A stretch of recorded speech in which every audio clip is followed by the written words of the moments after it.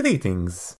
Did you notice a pattern with those players? How they go through certain phases during their careers? We all had that one friend who stopped inviting us to play multi, even though he was playing all day. I will never forget you XX_Naruto reverse 69 420. Anyhow, from what I noticed, there seems to be a general life cycle of OS players. Most players go through certain phases, and a lot of times, it's kinda predictable. If you are a long time player, you might have witnessed this phenomena with your very eyes. But I will not waste any more time with the introduction. Let's get into the content, shall we? We have all been one, even the best players.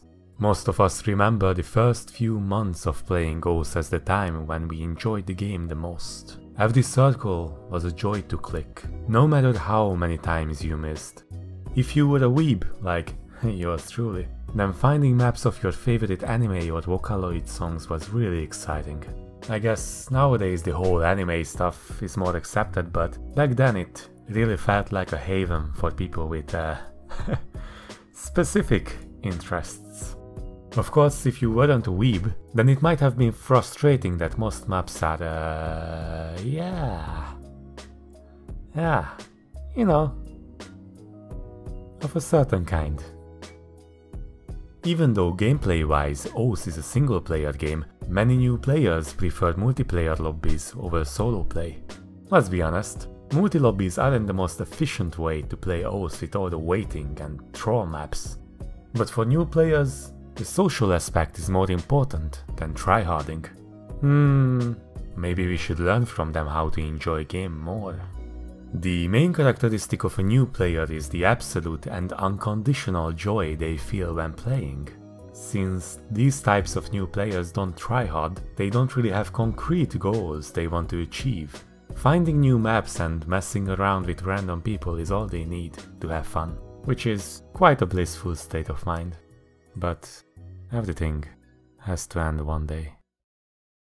After the honeymoon phase with OS is over, you need something more to get the precious dopamine.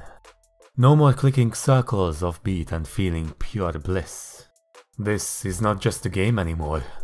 Ever since you discovered that number down at your profile, things haven't been the same. You are no longer satisfied with playing multi with your noob friends. A stronger dose is needed to maintain the magic. You become a Tryhard Farmer. Your friends still invite you to multis, but you just get annoyed by that. Don't they understand that you need PP? A new farm map just came out, so you are definitely going to decay back to 6-digit if you join their multi-lobby. And so the Tryhard Farmer keeps grinding and grinding, slowly forgetting the innocent fun once he had. The main characteristic of the Tryhard Farmer is being tunnel visioned. He cannot have fun if he isn't farming. Although he claims he does all this for improvement, the matter of fact is he keeps playing farm maps for that sudden rush of dopamine when the numbers go up. As the time between hits become longer and longer, he will announce every 2 weeks that he quits, only to see him online the very next day. 4 day tops. He may also try to switch up his strategy and become... Some Tryhard Farmers evolve into the Get Good Scrub phenotype. The best way to recognize this type of OS player is by asking him how to get good. He will either say play more, then ignore any further questions, or he will ramble on for 5 hours and spectate you to make sure that you are really following his advice. When asked about his favorite maps, he will link you long stream practice maps and square jump practice maps. Well, not those kinds, but you get the idea. The game stopped being a game for these players a long time ago. They are now the protagonist of a sports anime stuck on the training arc forever. Or at least that's what they think of themselves. It's pretty cute sometimes. Get good, scrub! Players usually burn out after a while from the high intensity and high frequency play sessions. If you have been a player who tunnel visioned improvement in any game, you know how crazy it was. thinking of the game at school, on the bus, while sleeping, etc. As such, it is inevitable that after a while, they either quit or become... We all know that famed Oz philosopher whose wisdom of enjoy game is still taught all around the world. He is still well known, right? Anyhow, after tryharding either farming or improvement, the next stage in an Oz player's life is realizing that chasing numbers and validation are all just carrots on a stick. To the please enjoy game player, playing the game is the reason to play the game. We have come full circle.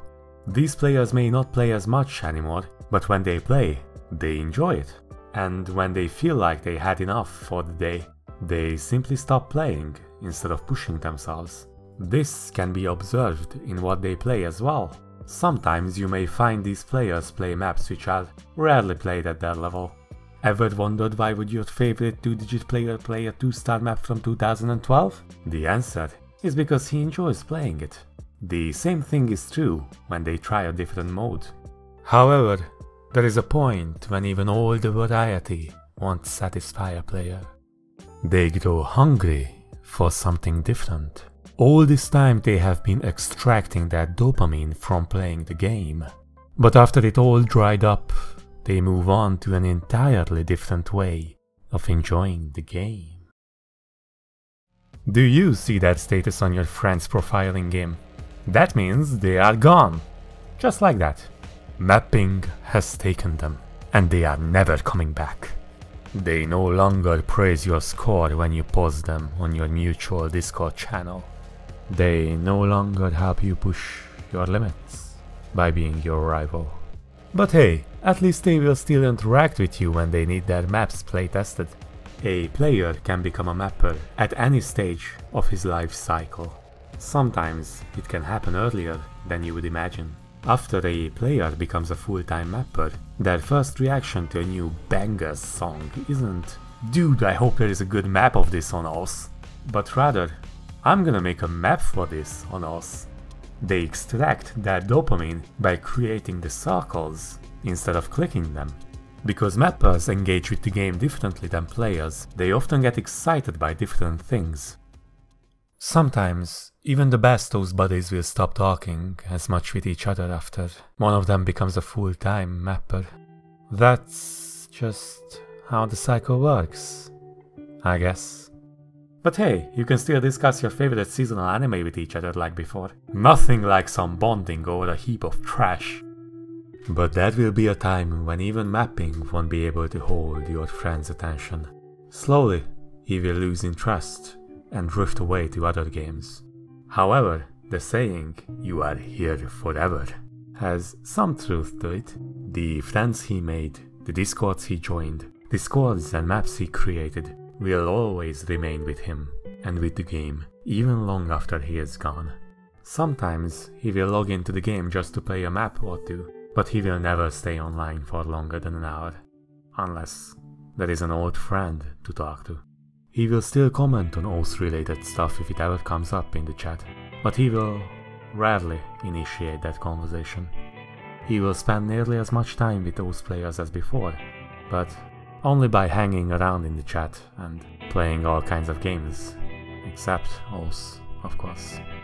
You might pick up the game he's playing just to spend time with him, even though you wouldn't touch the game by yourself. Every time you feel nostalgic about your rivalry, about the silly waifu discussions and the late night deep talks, you will message him, and he will respond if he is still around.